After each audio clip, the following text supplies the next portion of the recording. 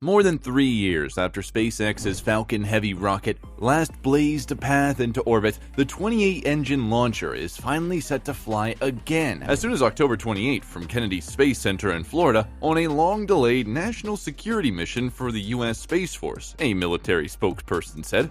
The Falcon Heavy rocket mission, codenamed USSF 44, is expected to be the next launch from Launch Complex 39A at Kennedy, following the liftoff Wednesday of a Falcon 9 rocket and a Dragon capsule carrying a crew of 4 to the International Space Station.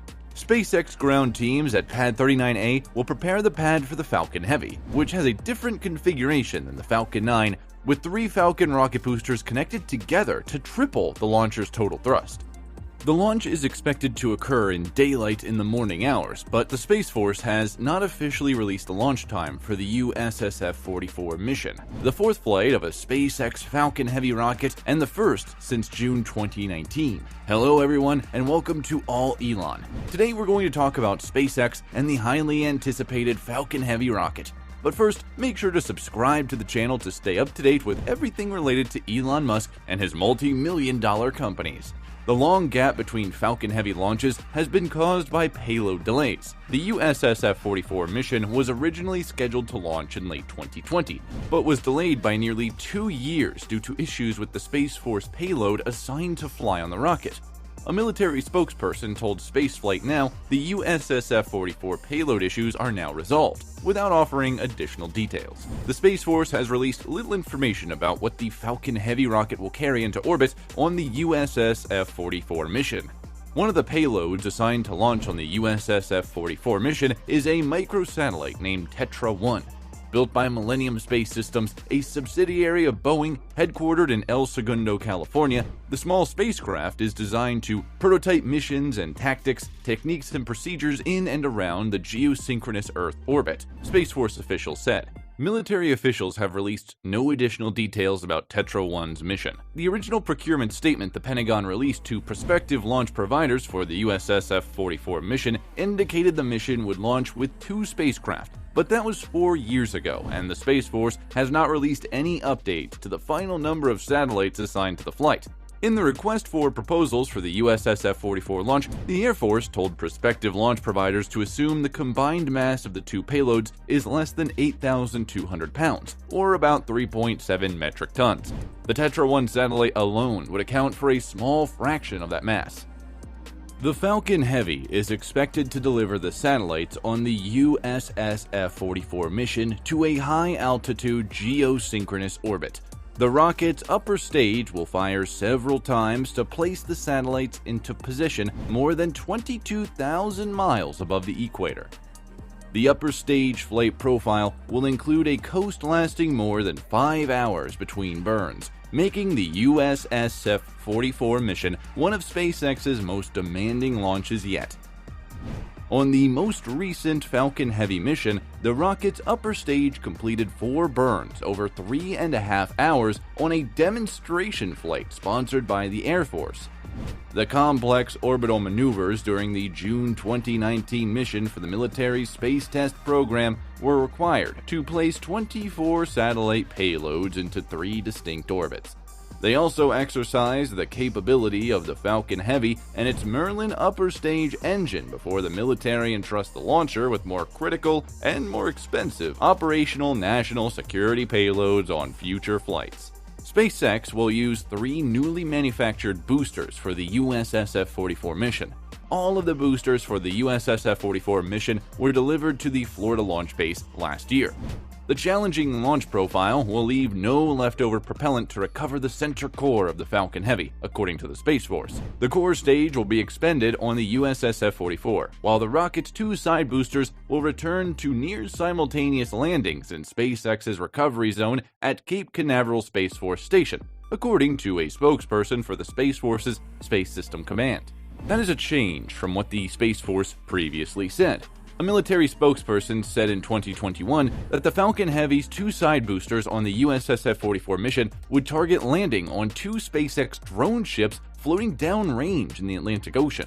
Tom Ocheniro, SpaceX's vice president of commercial sales, said last month the company plans 6 Falcon Heavy missions over the next 12 months, among a busy schedule of Falcon 9 missions flying at an average rate of more than once per week. USSF 44 mission, scheduled to blast off later this month, is the next Falcon Heavy on SpaceX's schedule. A new generation of Viasat's broadband satellite, or the Space Force's USSF 67 mission, will likely be the next Falcon Heavy launch after USSF 44. Viasat said last week that it's the first of 3 Viasat 3 series internet broadband satellites booked to launch on a Falcon Heavy towards geosynchronous orbit is scheduled to lift off before the end of this year. But industry sources said the first Viasat 3 launch, already delayed by supply chain issues that affected satellite and payload manufacturing, could delay into early 2023. The Space Force said its USSF 67 mission, which the military says will launch into geosynchronous orbit like the USSF 44, currently scheduled for January. The military has not officially disclosed the payloads of the USSF 67 mission, but mission patches for the USSF 67 launch indicate it will carry the second spacecraft for the Space Force's Continuous Broadcast Augmenting SATCOM, or CBAS program. The first CBAS satellite launched in 2018, and officials said then the satellite was designed to relay communication signals between senior leaders and military combatant commanders. Codenamed USSF 52 is now planned to launch in the second quarter of 2023, between April 1st and June 30. The other Falcon Heavy missions slated for launch in the next 12 months include the heavyweight Jupiter 3 commercial broadband satellite for EchoStar and Hughes Network Systems later in 2023.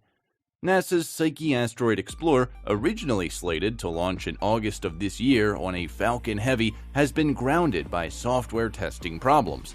NASA is reviewing plans to resolve the software issues, and the space agency will decide in the coming weeks whether to attempt to launch the Psyche spacecraft still on a Falcon Heavy rocket in the next available launch period in July 2023. Despite the lack of Falcon Heavy launches since 2019, SpaceX has continued to win contracts to build its backlog of Falcon Heavy missions, which offer payload lift capability greater than the Falcon 9. But below that of the company's next-generation Starship and Super Heavy rocket. The Falcon Heavy is powered by 27 Merlin main engines from 3 Falcon rocket cores connected together, generating 5.1 million pounds of thrust at liftoff and standing 229 feet, or 70 meters tall, and 40 feet, or 12.2 meters wide. The Falcon Heavy's upper stage is mostly identical to the upper stage of a Falcon 9 rocket, with a single Merlin engine.